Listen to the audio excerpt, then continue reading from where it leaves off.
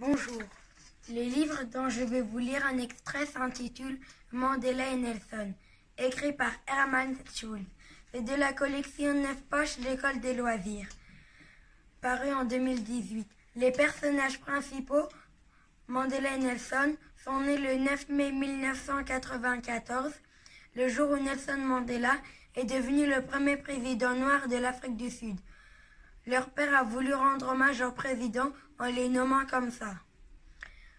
Le passage que je vais vous lire est un extrait du chapitre titré « Un bateau de Zanzibar ». L'entraîneur de foot de Nelson arrive et a une grande nouvelle à lui annoncer. « Eh bien, Mr. Nelson, mon capitaine, tu vas bien écouter ce que je vais te dire et le répéter à toute l'équipe. Demain, un autocar va arriver de Dar es Salaam. Et qu'y aura-t-il dans cet autocar? Des vieux, des magiciens en vacances, des touristes barbants, des chasseurs de gros gibier du Serengeti, toutes les vendeuses du marché d'Afrique qui viendraient pour leur réunion annuelle? Non! Les juniors d'une vraie équipe de football allemande. Des Allemands qui joueront contre vous dans 3 jours. Je me suis mis d'accord avec eux à Zanzibar. Ils ont entendu parler de vous. On leur a dit que vous étiez imbattable. Il s'arrêta, fit une pause pour ménager son effet et prit un air affligé.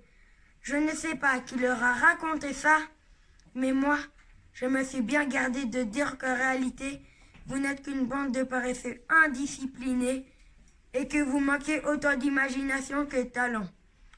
Je posais la valise de la poussière, me plantais devant Nkwabi et le regardais droit dans les yeux. « Qu'est-ce que tu racontes ?»« Ne t'inquiète pas, je n'ai pas soufflé le mot de vos faiblesses. Et comment savent-ils que nous sommes une super équipe ?»« Ah bon? C'est vrai alors? Vous êtes une super équipe ?» Nkwabi avait les yeux pétillants. « Toi alors, tu fais vraiment un drôle d'entraîneur. Je ne savais pas très bien si je devais lui en vouloir pour tout ce qu'il ne leur avait pas raconté.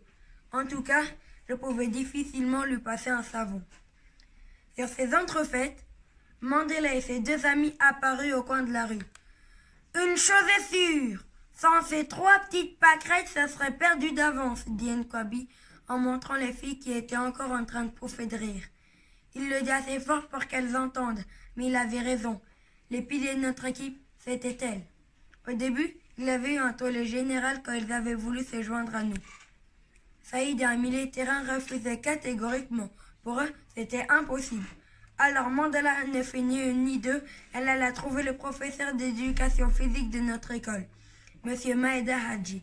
En plein milieu du cours, elle fit irruption dans sa salle de classe et lui demanda s'il était interdit de former des équipes de football mixte. Il était tellement surpris qu'il oublia de la gronder pour l'avoir interrompu. Le soir, il compulsa un livre anglais sur le football et demanda conseil à des amis. Il téléphona même à notre ministre des Sports.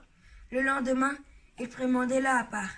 J'ai épluché tout un livre sur le football et il n'en est question nulle part. Et monsieur le ministre, à Dar es Salaam, a dit que c'était d'accord. Vous imaginez bien que le jour même, Mandela fait une entrée triomphante à l'entraînement. Ses 2 copines, elles, jouaient très bien. Un mur si solide qu'on ne pouvait le franchir qu'au péril de sa vie. Merci.